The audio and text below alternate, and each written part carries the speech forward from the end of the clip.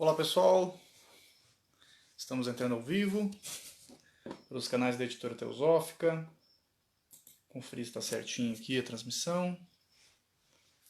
Mais uma live de segunda-feira e hoje finalmente vamos finalizar a obra que estávamos estudando, né, O Caminho do Autoconhecimento, da Radha Brunier. Estou com a obra aqui e eu estou realmente muito feliz. Conferir se está certinho aqui. Tá certinho, transmitindo então. Eu estou realmente muito feliz de estar finalizando a obra, né? Às vezes eu inicio muitas coisas e tenho dificuldade em finalizar, né? Então foram aí, essa é a 11ª transmissão dessa obra. Ó, o pessoal está entrando aí, então sejam todos bem-vindos. Então essa é a 11ª transmissão, né? 11ª live em cima dessa obra, O Caminho do Autoconhecimento. E hoje nós finalizaremos ela. Então hoje eu vou falar do último capítulo do livro e vai ficar aí uma sequência, né? Depois quem quiser acompanhar todas, né? Então estão no canal do YouTube da Editora Teosófica, recém-criado, tem poucos seguidores ainda. Então quem quiser ir lá, né? E seguir o canal, marca o sininho lá para receber as notificações. Em breve também eu vou colocar uns outros materiais, além das lives, para enriquecer o canal, né, de palestras de grandes estudiosos e grandes místicos, grandes religiosos, que eu tenho alguns acervos ali dos áudios e também outros materiais que a gente está produzindo junto com a TV Supra. Em breve terão várias novidades aí para quem gosta do estudo de teosofia, né, e às vezes não pode estar presente numa loja teosófica, num grupo teosófico, ou mesmo quem pode, né? Mas fica aí como material complementar. Bom, sem mais delongas, vamos ao assunto. Eu já defini o tema da próxima live de semana que vem, mas não vou falar agora. Então no finalzinho da live eu vou dizer qual que é o tema, então, né, que eu defini aí para a próxima semana e qual vai ser a obra de referência. Então, surpresa aí pro finalzinho da live. Bom, então, último capítulo da obra O Caminho do Autoconhecimento, da Radha, estamos finalizando. E o tema é a libertação dos apegos. Então vejam que é um tema bem pertinente. Né? O que será que a gente vai ver? Bem sugestivo esse tema, né? Estamos no meio do feriadão de carnaval, muita gente aí está na folia, e eu aqui fazendo uma transmissão falando na libertação dos apegos. Né? Chega a ser um pouco. Enfim, né? Mas eu sei que muita gente está em casa, né? Tá de boa, tá relaxando. Tem gente em retiro espiritual. Eu tô aqui no Instituto Teosófico de Brasília, onde está tendo retiro de silêncio, o pessoal da Sociedade Vipassana. Tem mais de 100 pessoas aqui na fazenda. Eu não estou em retiro de silêncio, né? Eles que estão, eu resido aqui, não estou participando do retiro. Mas, e também no Centro Raja, em Itapecerica da Serra, São Paulo, tem pessoal do movimento teosófico, simpatizantes, membros da Sociedade Teosófica. Também estão em retiro espiritual lá, pessoas muito queridas, né? Então, bom retiro para vocês e vamos seguir com a live. Ó, tem a Ana Cristina dando boa noite, seja bem-vinda. O Diogo também está chegando aí, acompanha várias lives. A Diolanda,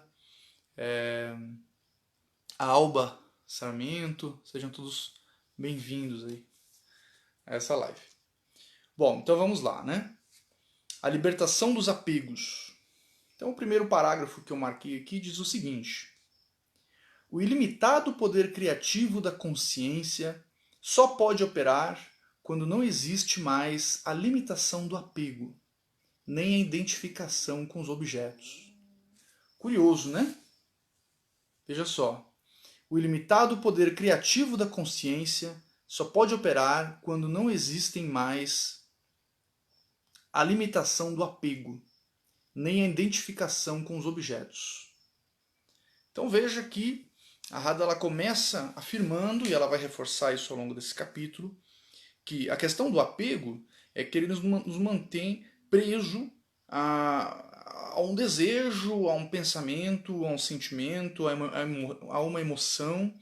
Né? Como eu vi esses dias um yogi comentando num vídeo também, a gente arrasta o passado, a gente tenta arrastar o passado para o futuro, né? E fecha as possibilidades que o futuro é isso, né? São possibilidades que podem se apresentar e a gente fecha as portas para essas possibilidades porque a gente está agarrado a coisas que a gente já viveu, a coisas que às vezes nem fazem tanto sentido. Tem mais gente chegando aí, a Regina dando boa noite, seja bem-vinda, psicóloga, Valéria também mandou um oi, e o Vinícius Dixon, grande teosofista aí, acompanhando, que honra, grande estudioso aí de teosofia. Membro da Sociedade Teosófica também, assim como eu.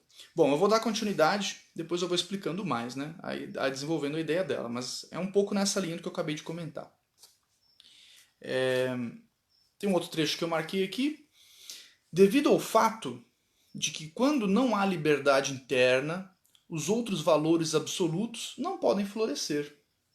No Oriente, a libertação espiritual é considerada o objetivo fundamental da existência humana.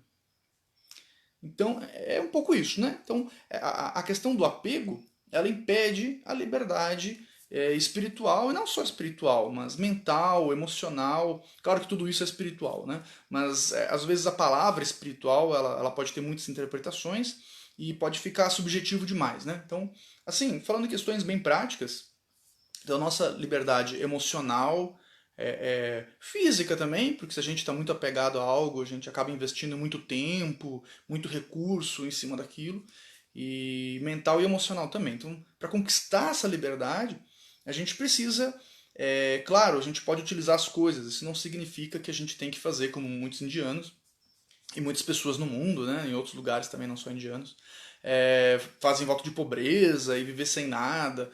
Pode também, né? Se a pessoa achar que esse é o caminho dela, não tem problema. Mas não necessariamente é disso que ela está falando, né? Ela está falando que a gente pode utilizar as coisas, a gente pode se beneficiar da tecnologia. Estamos agora nos beneficiando da tecnologia, né? Fazendo uma transmissão ao vivo aí para 2 canais, Instagram e Facebook. Mas utilizar, mas sem ficar preso àquilo ali, né? Que a gente utilize aquilo ali, não que aquilo ali nos utilize, digamos, né? Tem um pouco esse paradoxo aí dos bens materiais, né? Ó, a Sandra mandou uma boa noite, seja bem-vinda. Tem o John entrando aí, a Camila, tem o Kid Fernandão, sejam todos bem-vindos aí. A liberdade, como felicidade, é buscada instintivamente pela vida confinada em quaisquer formas, o que indica que a liberdade é inerente à própria natureza do ser humano. Então ela faz uma afirmação aqui muito importante, né, da gente assimilar essa ideia, né? Então que a liberdade, assim como a felicidade, né, ela é algo instintivo em qualquer forma de vida, né? Todos nós buscamos isso. Então é algo da nossa natureza. Então que a gente não pode renegar ou deixar de lado. É algo importante. A questão de liberdade e felicidade são questões que estão em nós, né? Então a gente tem que, de alguma maneira, em algum nível, tentar realizar isso na nossa vida. Né? A gente vai estar sempre buscando isso, de uma maneira ou outra. Né? A Julien Fernandes mandou uma mensagem ali, né? Diz que está aguardando palestras e outras formas de conhecimento e informação sobre a teosofia. Temos vários aí, em breve. Depois eu passo informações, mas temos muitos vídeos. Tem o blog Teosoflix aí que eu criei ano passado ou retrasado, tem 600 vídeos sobre teosofia e assuntos relacionados. Né? Tem muito material aí, tem muito material disponível. Ó, Catherine, lá de Caxias do Sul, membro da loja, a qual faço parte também. Seja bem-vindo. Loja Yeshua.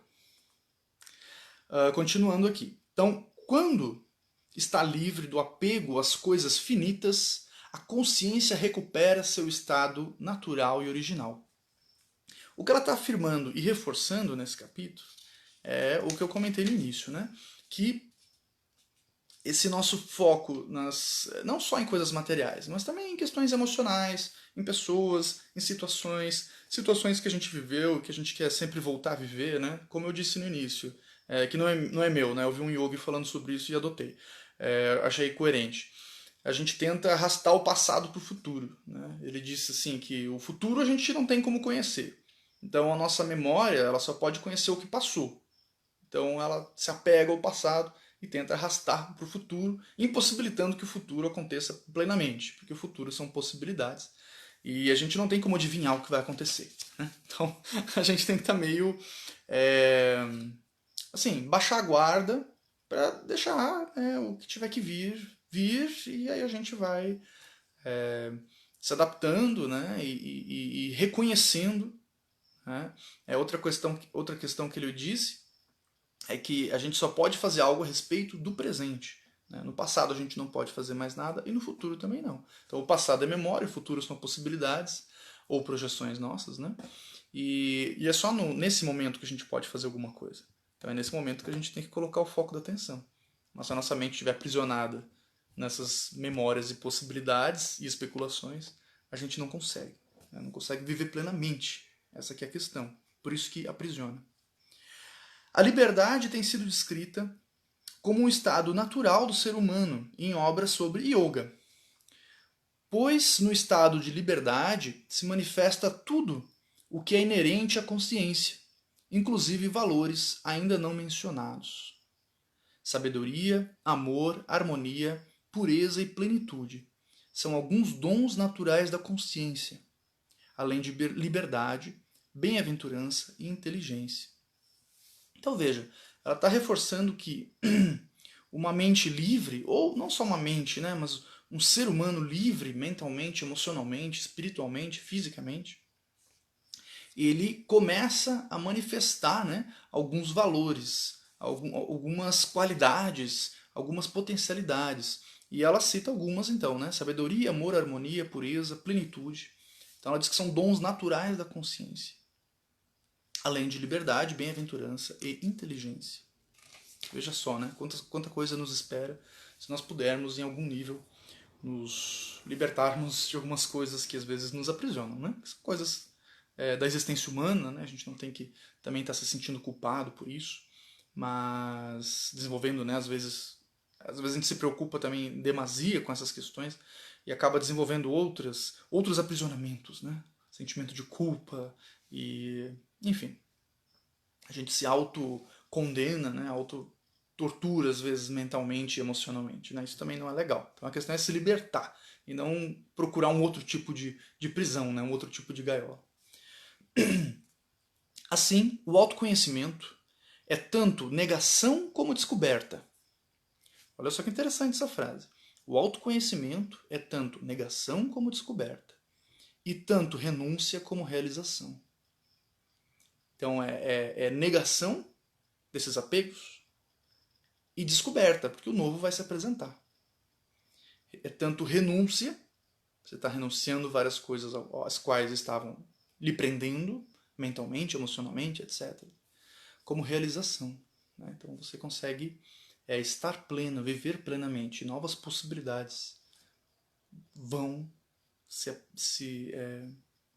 apresentar. Elas se apresentam todo dia, né? É que às vezes a gente não está atento e está preso a essas coisas que nos impedem de desfrutar. Aí continuando sobre o autoconhecimento. É a negação do apego e da ilusão. É a descoberta da natureza verdadeira e dos poderes da vida interior. Através da negação total, dá-se a purificação da mente, não só no nível superficial, mas também em suas profundezas mais ocultas. Quando a mente é esvaziada de seu conteúdo acumulado, não mais existe o eu, o acumulador. Esse conteúdo, a memória acumulada, é o eu, que por sua vez não é uma entidade dependente do conteúdo acumulado. A mente precisa estar completamente vazia para receber. Aquele exemplo do copo cheio, né? Copo cheio, copo vazio. Acho que todo mundo já ouviu essa alegoria. Então, o copo cheio tá cheio, né? Você não pode colocar algo novo no copo cheio, né? Então você tem que dar uma esvaziada no copo para que ele possa ser um recipiente apropriado para coisas novas, né? Para novos conteúdos aí. Então, às vezes, tem que esvaziar o copo. Ou nossa mente, ou nosso coração.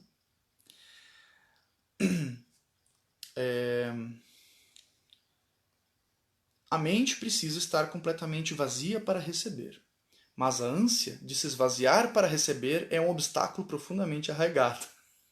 Aquela questão que eu comentei em outras lives sobre o desejo de espiritualidade, o desejo de iluminação, que também é um obstáculo, né? Então aquilo nos dá um paradoxo. Olha só, vou ler de novo.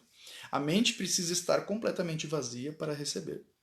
Mas a ânsia de se esvaziar para receber é um obstáculo.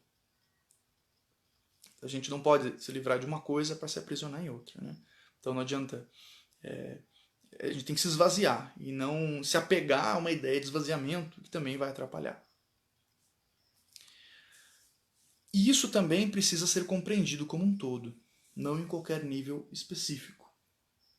A ânsia pela experiência deve cessar por completo, o que só acontece quando aquele que experimenta não está se alimentando de suas experiências e memórias.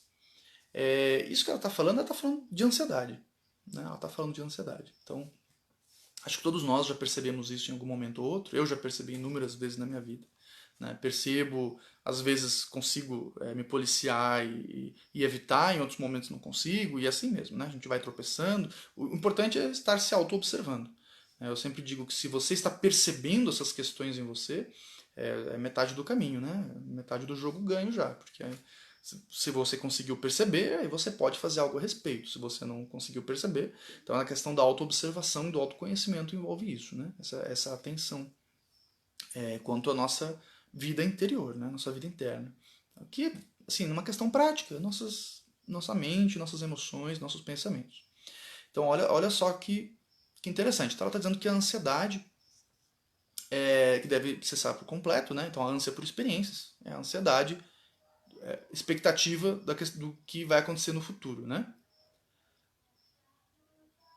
E começou uma música na vizinhança que me deixou fechar a janela.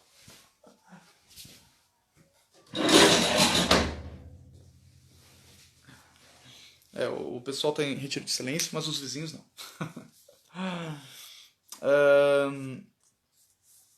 Então, né, encerrar a ansiedade. O que só acontece quando aquele que experimenta não está se alimentando de memórias e experiências. Então a ansiedade ela é um fruto também da memória. Né? A gente utiliza o passado, que é só o que a gente conhece, para tentar projetar o futuro. Muitas vezes a gente vai passar, vai enfrentar uma situação não tanto agradável. Então, algum desafio, né? Eu, quando vou dar aula pela primeira vez, eu fico nervoso. Quando eu vou dar uma palestra em um lugar que eu nunca dei, eu fico nervoso. Várias situações, né? Principalmente quando vai fazer pela primeira vez, a gente fica nervoso antes, né? Até às vezes para mim, ao menos, na hora eu não fico tanto, mas a véspera, né, é difícil. E eu noto, muitas vezes, quase sempre, é só ansiedade, né? A gente só fica ali pensando, alimentando aquilo, e depois, quando chega na hora, não é nada daquilo que a gente pensou, não é nada parecido com o que a gente projetou. Ou seja, aquele sofrimento foi em vão, foi um sofrimento autocriado, ilusório, que não serve para nada e que só ocupou tempo na nossa vida, tempo que a gente poderia estar aproveitando para qualquer outra coisa. Né? Então, penso que o que ela está nos trazendo aqui é uma ferramenta muito útil e muito prática. A gente tem que se livrar da memória e da experiência interior para estar livre dessa ânsia, né, da ansiedade do futuro, para poder viver plenamente o que virá. Bom, para finalizar o capítulo, eu marquei um trecho que é, na verdade, de uma citação da carta 69, das cartas dos Mahatmas para Pessinit.